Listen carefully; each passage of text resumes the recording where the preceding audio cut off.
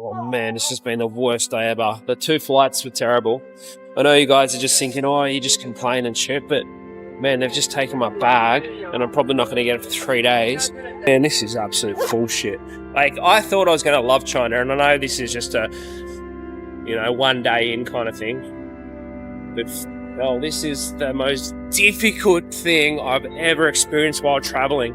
Having my bag taken. 世界中の危険地帯や過酷な環境ばかりをめぐり、その地のリアルな現状を配信することで有名なオーストラリア人の YouTuber がいます。興味深いことに、彼は過去のインタビューで日本にも訪れたが、動画のネタになるようなものが全く見つからず、結局撮影を断念して帰国してしまったと語っていました。しかし、そんな彼がいざ中国へと足を踏み入れた途端、圧倒されるほど大量のコンテンツを撮影できてしまったというのです。I'm way too tired to be doing this right now at 11:30, but the Chinese series starts right now. And I've been standing here for an hour, and my bag has not come on the conveyor belt. It's been lost. But I'm so tired. We're going to go to baggage inquiries, see what is happening.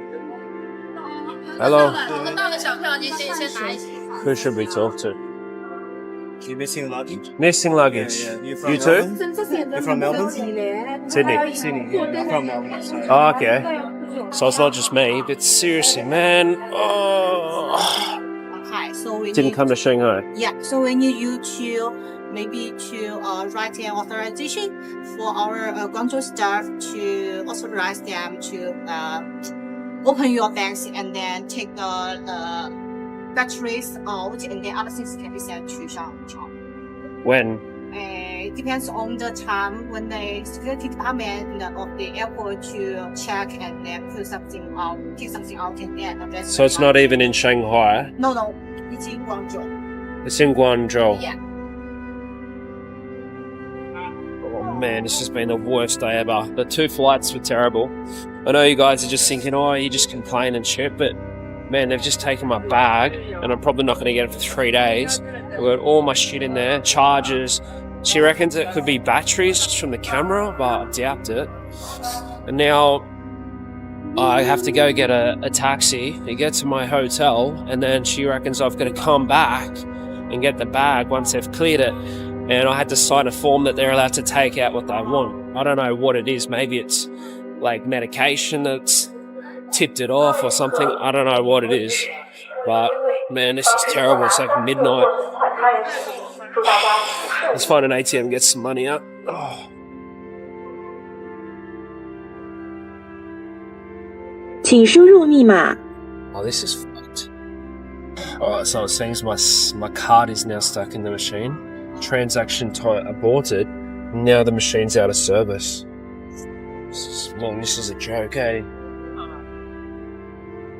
So one ATM in the biggest airport in China, Shanghai, I believe. It's probably not, but isn't this like the biggest city? One ATM, out of order, can't use Alipay, can't pull out cash. I'm f***ed, man. What do I do? Ni hao. Are these metered? Meter? Meter. Yeah. Not fixed price? Meter. Okay. This one. This one? Yeah. Thank you. That's cool. They got their little speaker. Where's he going? What the hell?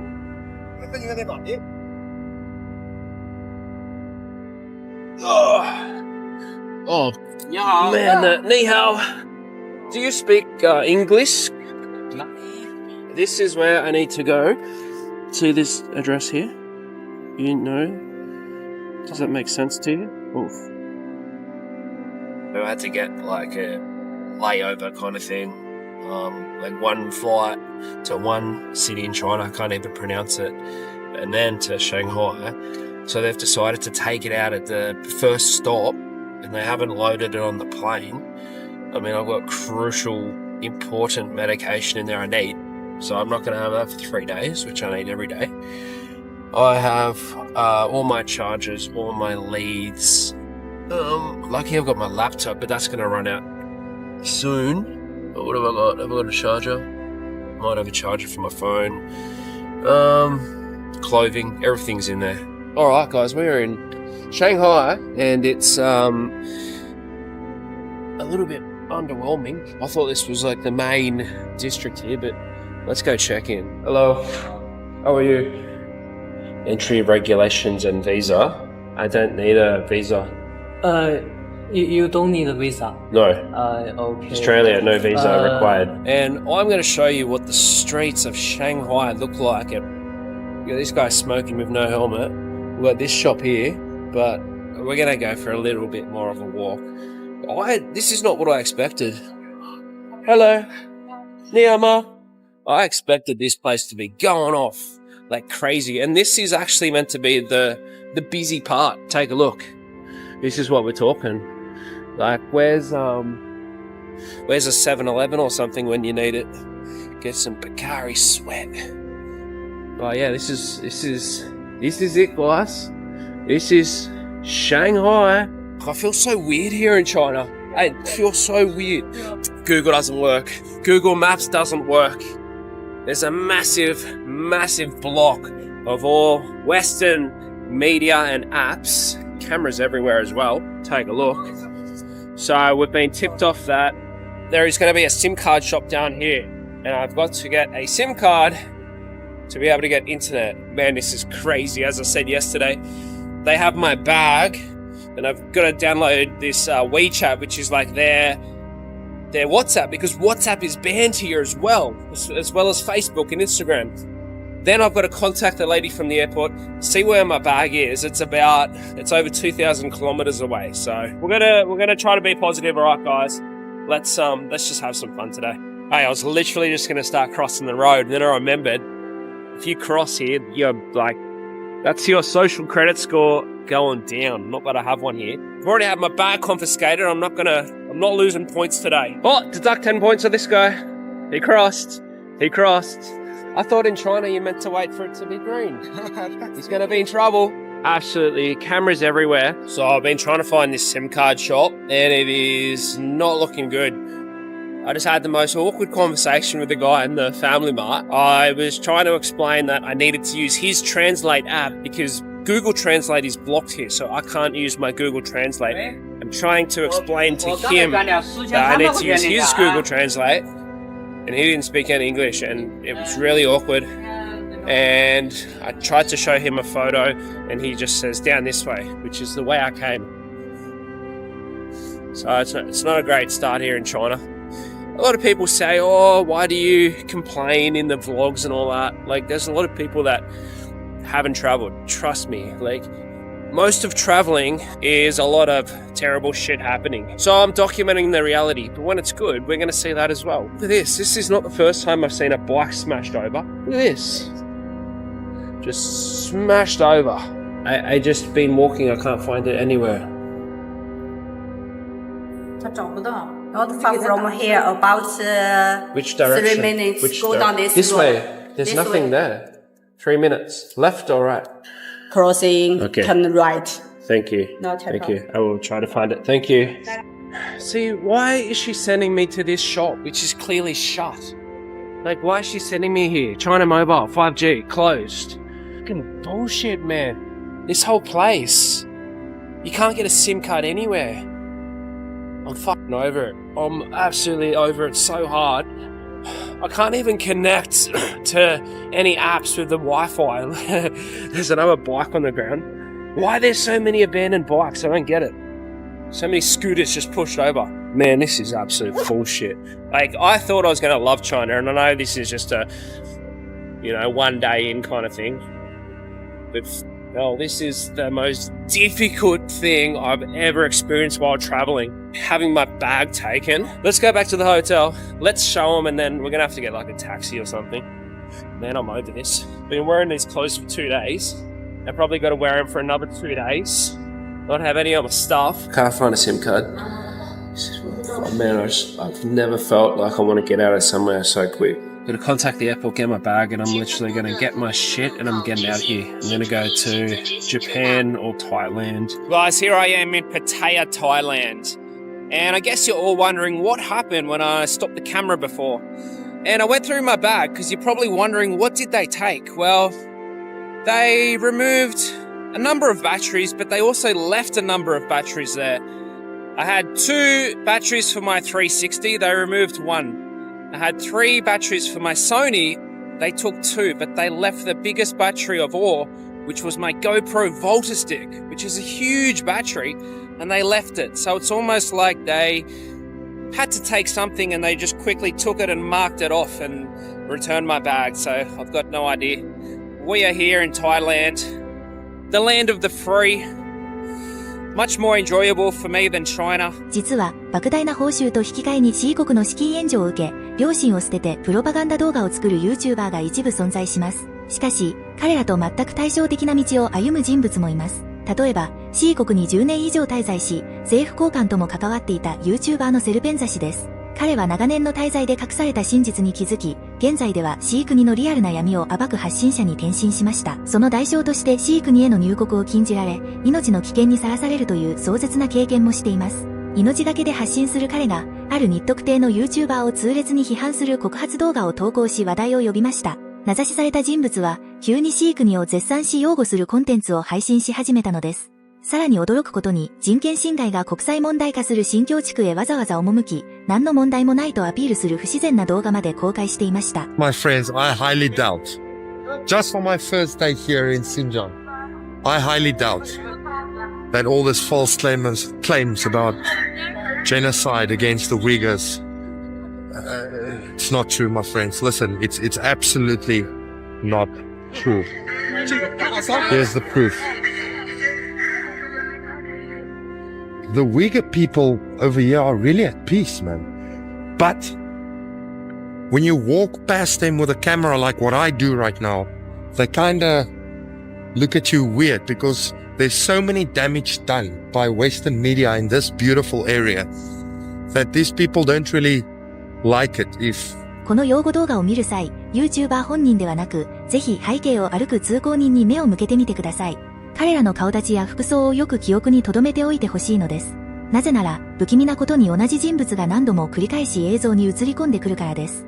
映像の舞台となっているのは、ウイグルを代表する大人げ観光地であり、世界最大級の規模を誇るグランドバザールです。先ほど見かけたはずの通行人が、まるで監視するかのようにこの場所でも再び登場しています。一見するとクリエイターが自由気ままに街歩きをして撮影しているように錯覚しますが、その裏では当局が見せたい景色だけを巧みに演出して見せていたという恐ろしいからくりなのです。Kind of akin to Disneyland. See there they come up again. Here you see the minders again. These are minders. They're following him around because they're the ones who took him there. They're following him around and making sure that he doesn't go off the beaten path.Talk to anyone that he's not supposed to talk to or do anything that he's not supposed to do. You see, they tried to portray people like this guy as being sort of independent and walking around and just having a natural experience in Xinjiang. However, as you can see, because this guy in particular is very sloppy, you can see the news crews in the background here that are busy filming him and taking photos for the local press.And you can see his minders that are constantly there. You can see the same people turning up and following him and watching his every move. Now this international tourist attraction, this Urumqi Grand Bazaar, is divided into a couple of areas. It's actually not that big. He's walking around in circles. But never mind the fact that the government minders keep popping up because they're going everywhere with him. I want you to pay attention to this road that runs in between the two sections of the Grand Bazaar.There's a double walkway that I want you to pay attention to over there specifically. Again, same people keep popping up because they're watching his every move. only a few hours so far, and seeing this, happy people, and a well-operating city, I really highly doubt that those claims are true. I am convinced that it's not true.It's hard to believe that the Chinese government is that sloppy when it comes to hiring their useful idiots, because we've seen plenty of these compromised influencers go to this exact same spot in the past. In fact, I have a video that showed multiple compromised influencers all going to this exact same Urumqi Grand Bazaar. The thing is, when they hire these very sloppy useful idiots like this guy in particular, he makes too many mistakes.And he starts to show what's actually happening behind the curtain. We could see the minders, we could see the news crews, but it gets even worse. What I'm about to show you is the same influencer being taken by his government minders to a normal Xinjiang home. Okay, Kazakhs living in Xinjiang. I want you to pay attention though.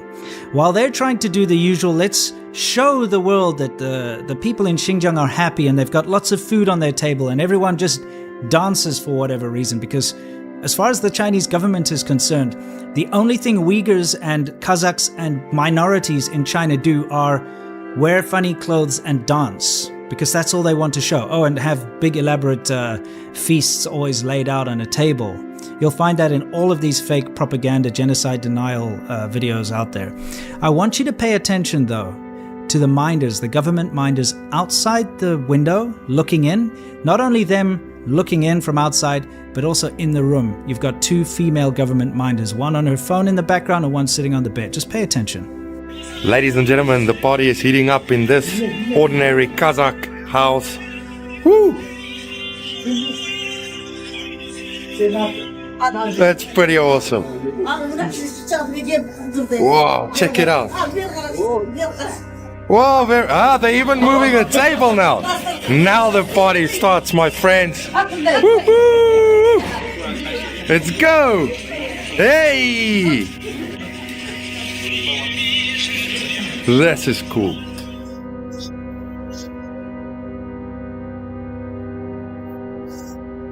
That's a real Kazakh dance.